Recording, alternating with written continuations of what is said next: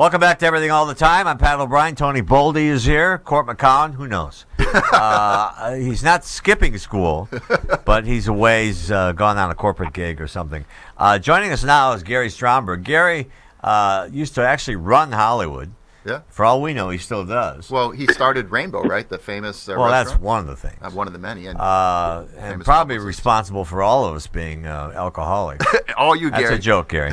And now he's does a lot of work for Betty Ford in Hazleton, and very active in the community. Hi, Gary. How are you? Good morning, guys. Tony. Now, listen. You got this event coming up on September 7th. And, by the way, we're doing a new show here called Second Chances to talk about recovery. And this is one of the big topics in recovery. A title, by the way, you stole from my book, which we could talk about later. Did I steal that title? Yeah, that's the name of my second book, Second Chances. Oh, that's right, it is. Huh. I wonder where I thought of that. Well, we'll That's call all it. right. My lawyer will call him. We'll call it Gary Stromberg's Second Chances. Anyway, this is a Music Cares event called Can I Still Be Creative If I'm Sober? And you and I, Gary, know all these people who are very, very famous who got sober and all have the same feelings, right? Yeah, I mean, it's amazing how prevalent that idea is, that if I'm sober, will I still be creative? Or will I lose my creativity? And why is that? I think because the easy to answer be an artist, they played drunk. To be an artist of some repute is to work without a net, and that's a frightening thing. And I think to shore up the courage to do it, lots of people turn to the substances that give you that, fake courage. Well, Gary, you and I were talking about, I played drums, got a record deal, and played pretty much my whole life, got me to L.A., and then 5 years into sobriety, I realized I couldn't play drums anymore. Yeah, well, it's just a common. By the way, maybe you just can't play the drums. And maybe I realized how bad I was.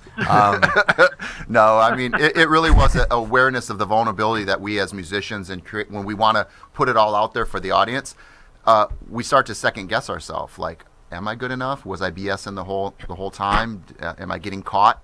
And so it's been very hard. I just started playing again. I realized I'm actually better than I was when I was drinking, but it took having the courage to try it. Gary Stromberg is our guest. Who are your guests? Who is your panelist on this thing? We got a terrific panel. We have Paul Williams. Your friend. The Grammy and Academy Award-winning songwriter. And Paul was the one who really started me thinking about this thing. This was a big deal for him. He was so fearful that he'd never be able to write again when he got sober. And he thought about it and wrote about it, and we talked about it at length several years ago. So he's really the one that got me started on this thinking about this. Right. By the way, Paul Williams wrote "We've Only Just Begun," most of the Carpenters songs, and last time I saw him, I said, "You look so good. You almost look 5'3". But Paul is he's growing into that role. Right. Yes. Paul is a crazy man, and he'll admit that. Yeah, and a wonderful artist. And a beautiful man now. Go ahead. Yeah, I agree. And been sober a long time. I think he's 30? About 30 years, perhaps. Yeah. Mm-hmm. So we also have Chuck Negron, who was the one of the three lead singers in Three Dog Night, who, needless to say, what their career was like. They never drank. No.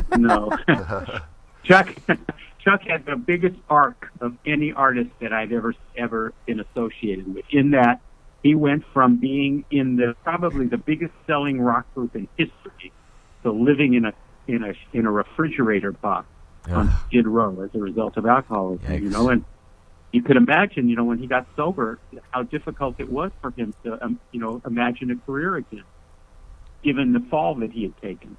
But he's thriving in recovery. Got a big career again, and he'll be one of our panel members. And the last one on the panel is Alonzo Bowden. Right, good friend of mine. He's actually going to be on my show next week. It's a good guy. Oh, great. Well, very make him promote guy. this. Yeah, there we go. I will, absolutely. And for those of you who don't know, he was, the winner of NBC's Last Comic Standing, and he's currently on NPR's Wait, Wait, Don't Tell. A very funny guy and a very, committed artist in recovery. Absolutely. Who can talk, circles around the idea of sobriety and being creative. Right. Gary Stromberg is our guest. He's a moderator of this panel called Can I Still Be Creative If I'm Sober? Do I have to register online, or can I just show up? Yeah, you can just show up. If you will call and register, that's great because they want to get a head count. Okay. If you don't do that, just come anyway. Uh, Wednesday, September 7th, 7 o'clock. It's the new Betty Ford Outpatient Treatment Center, which is 10700 Santa Monica Boulevard. It's right there on the south side of Santa Monica Boulevard. I think I was the first Right. speaker there, right? Yep. In the new room. You were the very first speaker there, Pat, yes. And admission is free. And by the way, even if you're just interested in the subject of alcoholism, I would show up. First of all, Gary's one of the great speakers and experts on this topic. Expert. We all think we're experts, but none of us is. But we're going to have some fun, though, most importantly. We're going to have some fun. I mean, the idea for a lot of things like this are to celebrate your recovery, to get out there and really live a life and talk about it. I mean, sobriety is a wonderful thing, you know, and years and years, as you well know, Pat, we hid in the darkness, you know, thinking that we wouldn't have a life if we got sober. Right. Well, we hid in your office. And We won't talk about that. and the people that we can talk about, like Joe Walsh, you know, will admit straight on that he's better now. I mean, you can imagine Joe Walsh. How can Joe Walsh get better? And clapped. You know, these guys came around, did the courageous thing, and got better.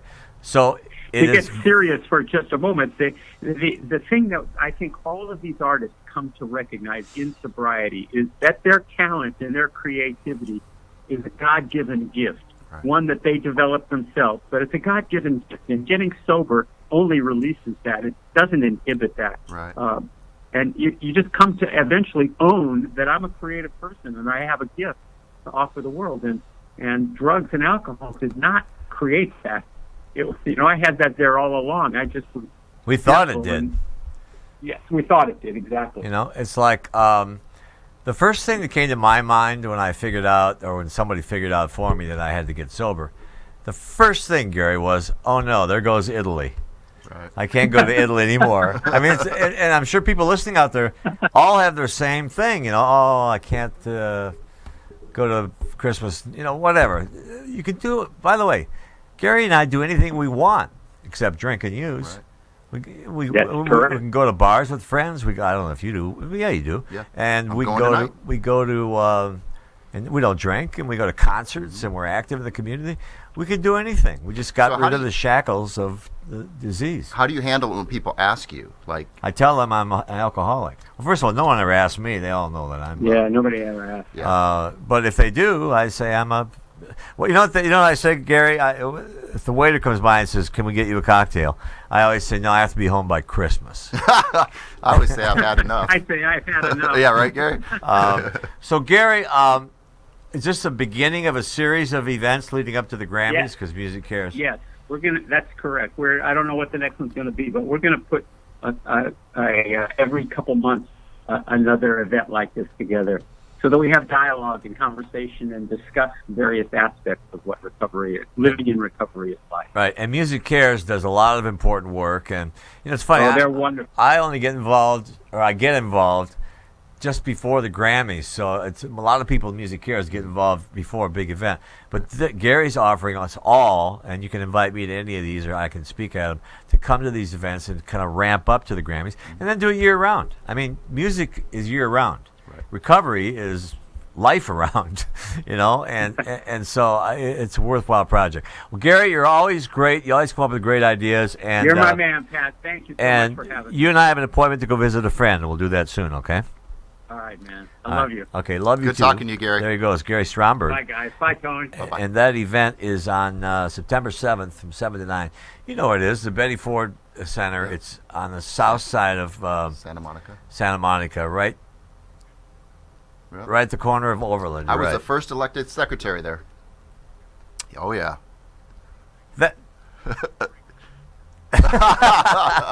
no, it is right across. That's the best way to do it. The landmark is the Mormon Temple. All right, there he goes. Gary, thanks again. Bye, All Gary. right, bye. Gary does just a lot of great work Good guy. in the community. And we are starting a new show. I didn't realize that Gary's book, I got to watch out. I'm sure Gene Woods has, our boss, has a series of lawyers. That Oh, yeah. We're fine. It's a good thing you're friends with him, though. no, friendship doesn't matter. Business is business. We come back, we'll try to run down Lee Steinberg's super agent, talk about Ryan Lochte. Sounds Back great. in a minute.